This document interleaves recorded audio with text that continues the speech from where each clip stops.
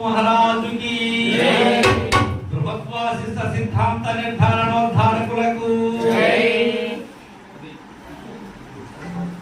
ఈరోజు మనం ఉమామహేశ్వరపురం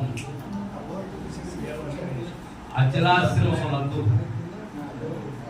పెద్దలైనటువంటి అచలానంద అప్పల స్వామి ఆర్యుల వారి కార్యక్రమం. దీనిలో శ్రీధర శివరామ దీక్షిత అచల ప్రబోధ అఖిల భారత ప్రచార కమిటీలో ఉండబడేటువంటి వీలున్నంత వరకు అందరం ఈ వేదికను పంచుకుంటూ ఉన్నాం. ఈ కార్యక్రమాన్ని శ్రీ భావానంద నాగరాజు గారు అఖిల భారత అచల ప్రబోధ ప్రచార కమిటీ ఉపాధ్యక్షుడు, ప్రధాన కార్యదర్శి వారి ఆధ్వర్యంలో ఈ కార్యక్రమాన్ని వారి స్వగ్రామంలో జరుపుకోవడం అనేది చాలా గొప్ప విషయం. ఎంతో గురుసేవతో కూడినటువంటి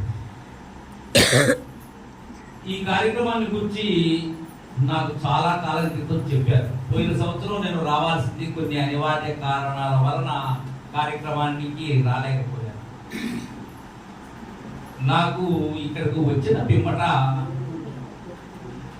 వారిలో ఉన్న భక్తి, ముఖ్యంగా మనం ఇప్పటి వరకు చేసిన కార్యక్రమం ఏంటి, నగర సంకీర్తన. ఇక్కడ పల్లకిని మొట్టమొదటిగా లఘు పూజతో సమరస సద్గుణానంద చోడుపల్లి రమణ గారి ఆధ్వర్యంలో ఈ కార్యక్రమం జరిగింది. మనం ఎన్నో కార్యక్రమాలకి వెళ్తూ ఉంటాం, అచల గురు కార్యక్రమాలు. అయితే ఈ కార్యక్రమంలో ప్రధానమైనటువంటి అంశం, నేను ఇది రెండవసారి దర్శిస్తూ ఉన్నాను ఇక్కడ. ఎలా అంటే మన సంపంగి లక్ష్మీమాత, పూర్ణామ సంపంగి లక్ష్మీమాత వారు చేస్తారు ఈ కార్యక్రమాన్ని. వారి ఆ గ్రామంలో ఏదైతే దర్శించానో దానినే ఇక్కడ మరలా ప్రత్యక్షంగా చూస్తున్నాను. కారణం ఏంటంటే, ఎవరైతే గురుపుత్రులై ఉన్నారో, గురు భక్తులు ఎవరైతే ఉన్నారో వారి ప్రతి గృహానికి గురువులందరినీ రప్పించి సుమారు 30 మందికి తగ్గకుండా ఇప్పటికి వచ్చి ఉన్నారు గురువులు. రేపు ఇంకా చాలా మంది వస్తారు. వీళ్ళందరికీ పూజలు చేయడం అనేది నిజంగా అసాధారణమైనటువంటి విషయం.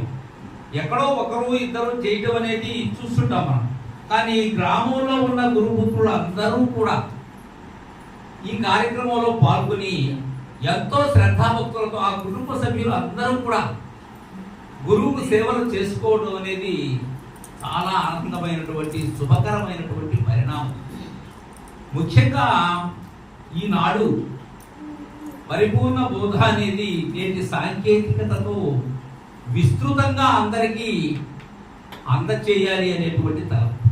ముఖ్యంగా ఈ శ్రీధర శివరామ దీక్షిత అఖిల భారత అచల ప్రబోధ ప్రచార కమిటీ, మన సమరస సద్గుణానంద చోడుపల్లి రమణ గారు, అలానే నా ప్రక్కన ఆశీర్వాదంలో ఉండేటువంటి మహనీయులు అందరూ కూడా ఎందుకు ఏర్పాటు చేశారంటే, ఎవరిదో వేరే కమిటీలు ఉన్నాయి దానికి మనం ఒకటి పెడతామనేటువంటి భావనతో కాదు ఇక్కడ. ఎందుకంటే ఎక్కడైతే ఈ పరిపూర్ణ బోధనలు సక్రమంగా అందరికీ అందచేసేటువంటి సరైనటువంటి శివరామ దీక్షిత సాంప్రదాయకులైనటువంటి వారు ఉన్నప్పటికీ కూడా వారికి సరైనటువంటి స్థానం కల్పించబడటం లేదు. నాకు తెలిసి ఎవరో నాలాగా మాట్లాడేటువంటి వారికైతే కల్పిస్తున్నారే కానీ ఎంతో బోధనాపరులైనటువంటి వారు కూడా వారికి తెలిసినటువంటిది, వారు గురువు దగ్గర ఏదైతే గ్రహించారో దాన్ని విస్తృతంగా అందరికీ అందుబాటు చెయ్యాలి అనే విషయంలో నిజంగా మనం చాలా వెనకబడి ఉన్నాం. ప్రత్యేకమైనటువంటి కారణం రమణ గారి తీసుకునే దానికి ఈ బోధ అందరికీ వీరున్నంత వరకు జిల్లాల వారీగా కార్యవర్గాలను ఏర్పాటు చేయడం అనేది ఒక గొప్ప పరిణామం. కారణం ఏంటంటే, నేడు ఉండబడేటువంటి నేటి తరంలో ఉన్న మహనీయులైనటువంటి వారు రేపటి తరానికి ఉండరు వాళ్ళు. కానీ వారి బోధనను శాశ్వతంగా అందరికీ అందించాలి. ఎందుకంటే సామాన్యమైనటువంటి వ్యక్తులు నేటి కాలంలో లేరు, గతంలో ఉన్నారు, అంతకుముందు ఉన్నారు. శివరామ దీక్షితులు, శ్రీధరుల వారి దగ్గర బోధ అందుకున్నటువంటి శివరామ దీక్షితుల నుంచి నేను పూజలు అందుకుంటున్నబడేటువంటి అప్పల స్వామి ఆర్యులు వారు, అలానే ఎవరైతే భీపల్లి మహనీయులు గడ్యార్యులు, ఇతర దేశాల్లో కూడా బోధనల్ని వారి వంశవృక్షాన్ని చూశాను నేను. ఆ ఫోటోని శాఖోపశాఖలుగా ఉండబడేటువంటి సాంప్రదాయం భీపల్లి గడ్డేకేశ్వర వారికి.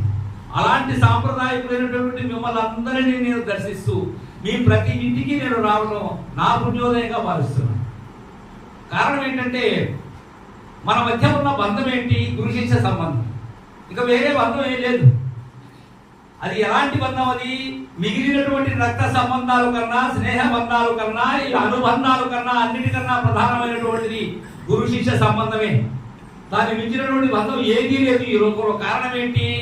ఉన్నదానిని ఉండ చూపి నేనెవరో నాకు తెలియజేసి, నేను లేని స్థితిని నేనుండగానే తెలియజేసేటువంటి బోధ శివరామ దీక్షిత సిద్ధాంత బోధ. అలాంటి బోధలో ప్రయాణిస్తూ ఉన్నాం మనం. ఇక్కడ మనకు కావలసింది ఏంటంటే సంశయరహితం చేసుకోవడం, మనకు తెలిసిన దాన్ని నిర్భయంగా చెప్పగలగటం. ఎప్పుడు నిర్భయంగా చెప్పగలం? మన దగ్గర ఉండబడేటువంటి యథార్థమైనటువంటి బోధ ఏదైతే ఉన్నదో మన గురువు ద్వారా సక్రమంగా అందుకొని దాని మీద మన యొక్క ప్రయాణం నిరంతరం. ఇది ఒక్కసారి ఏమరుపాటుగా ఉన్నా కానీ ఆ మాయల వారి సామాన్యమైనటువంటిది కాదు. మహనీయులైనటువంటి వారిని పొంగున కట్టించి ఆడించినటువంటిది అది. ఎంతో మంది నాటి నుంచి కూడా, శివరామ దీక్షితుల వారి నుంచి కూడా ఈ బోధలోకి వచ్చి మరలా వెనుక వెళ్ళిపోయినటువంటి వాళ్ళు ఎందరో ఉన్నారు. ఎందుకంటే ఆ మాయరాడి యొక్క చేష్టలు అలా ఉంటాయి. ఈరోజు ముఖ్యంగా